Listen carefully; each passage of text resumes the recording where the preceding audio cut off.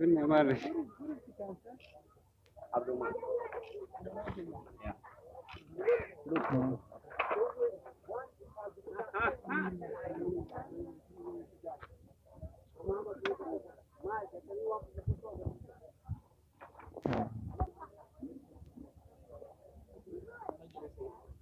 Murah mana?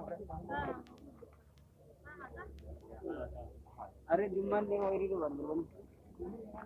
Akhir sah hasil. Ahmad.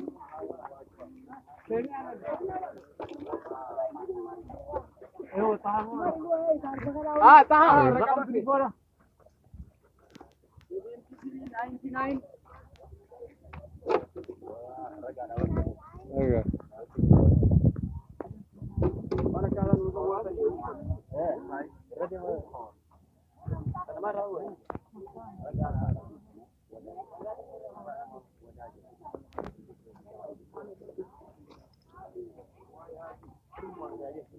Yang